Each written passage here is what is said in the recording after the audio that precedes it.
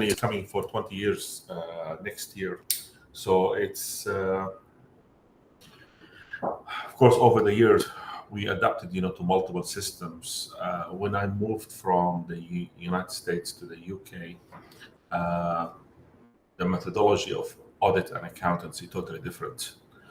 In the United States, it's productivity of the quality of your time contribution to your customers is a very, very valued, and that is how you are, contributed it to the clients. So when I went to the UK was a little bit, is still more in the old ways or old systems. So, well, when I moved in, it was a different culture between the two, and I worked, initially with the partners. I remember that in 1997, and over the following maybe about 5 years, I came to a conclusion: is changing people is not easy. So you have to go and build it by yourself, your way, and then you demonstrated it for the others. And once you do that, that is where people might start want to say, oh no, maybe we were wrong because he is successful in that one. And that is really, you start, people copy from you. So that is when my decision in 2003 is to quit the partnership and to go on my way. So in 2004, I started to put the foundation for the company itself. And over the years, it's based on, you need to teach the right people. The right people is to explain for them what we are giving to the client. And it's not about just giving the client what when they walk in, knock on your door and say, can you do for me and my accounts? Can you do for my tax? And no. That is really basic and straightforward. And some of it, I don't need to do it for you. I teach you how to do it, because you need to spend your money in the right thing for us to do the work for you and then to charge you so you benefit from it, rather than it's what we are doing for you. It is something you can do it in your own time and you don't need me. So that is the message which is started to go with the clients, is that they like that, I'm not trying to waste their money first, but in the same moment, I'm trying to give them the service they need to grow in their business. And that is, you teach that message for your employees, and your employees, they take the message as well and they move forward with it. That doesn't mean that, every one of them was perfect. I mean, over the years, I think I have 4 or 5 people have quitted on us. The rest is purely and simply, it is maybe 4 or 5, I can't remember, to be honest, moved on, is just purely because of 3 of them is the ladies. I know those particular ones is they started families and they needed to go.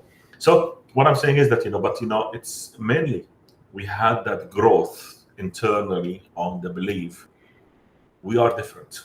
We are not the same.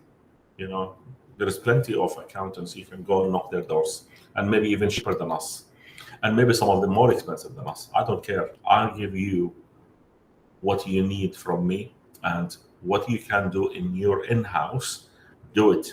Because if you are aware of your financial status on a daily basis, you can fix your problems before the problem become a major problem. So that is really how we build this practice. And of course, we moved from initially in the UK, we added the United States, then we added the United Arab Emirates, and then we added Italy, then we added Switzerland, then we added Spain and Saudi Arabia and Cyprus.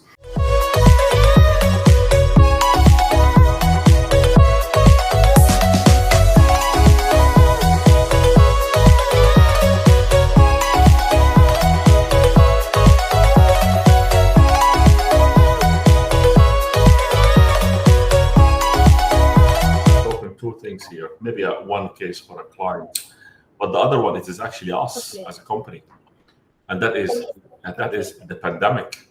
Actually, it is the pandemic, because we are very proud to say is that our firm have dealt with the pandemic better than even one of the biggest countries in the world, because we were one step ahead, of everything is happening. Of course, because the company is a Swiss holding in Switzerland. The Swiss people are really always efficient. So they were the first country to release a document how to deal with the pandemic. And we were in England at the time, and I was talking to my partners. To cut it short, is I said, let's have a meeting, all of us. And we held a meeting and we discussed it, what's going on, blah, blah, blah. And at the end, I said, okay, I mean, with the agreement of the board, is let's take the Swiss as a modular and we implement it in everywhere, regardless. Regardless what that country says so, we implement what we want. So in the document, what we discovered is how you protect your family. And we considered all our staff is our family. So we said, okay, first of all, is we need to make sure that all our staff is aware of the protections they need and the continuation of the work. And so we went through it, all of it, the list.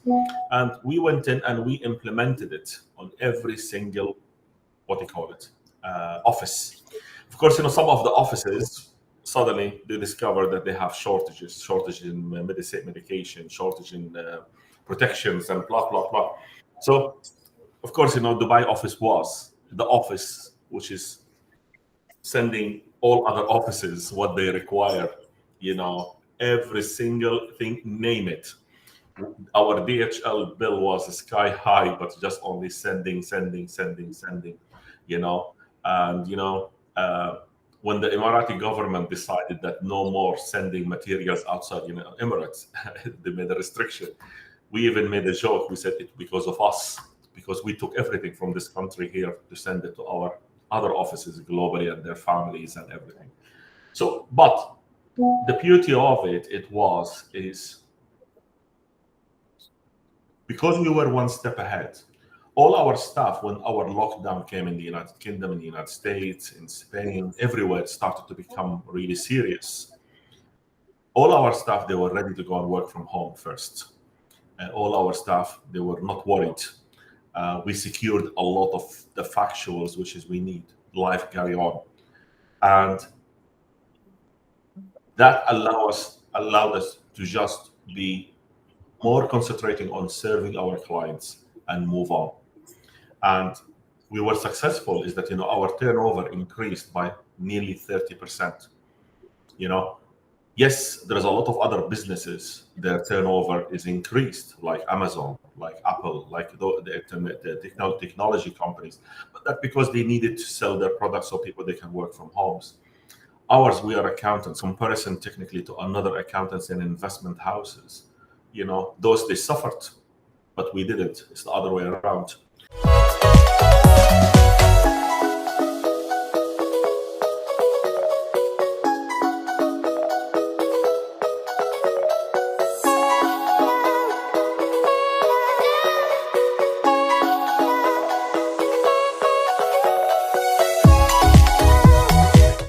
SGP is management about 2 years ago is entered in discussions in buying a digital bank in Switzerland.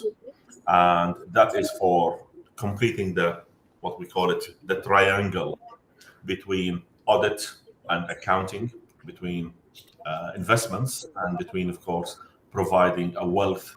And at the moment, we are heading for a training of current management to start adapt for this digital bank regulation for us. In the same moment, it is rebrand products so they can fit together of all our segment of the business. And thirdly, most importantly, of course, I was planning really, to be honest, stepping down at age 65, currently being 59. But that is technically now, I think, is out of the window. So maybe I still have another 15 years or 16 years to make sure this task is being delivered and the company cemented its strong financial structure in being what we call it is a complete package for a specific client with the wealth and investments.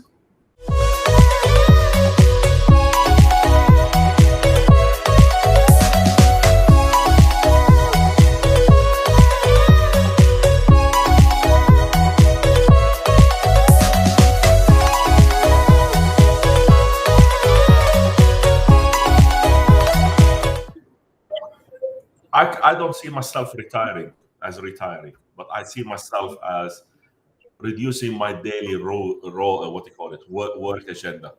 Is like, is I Okay. can step down as being the group CEO, but I can be a board advisory, and just technically is something to keep my brain functioning, because I think I will be only retiring the day I will be 6 feet under. More or less than that. Technically, there is no chance for me really to go at home and sit in and say no more work. That is not going to happen.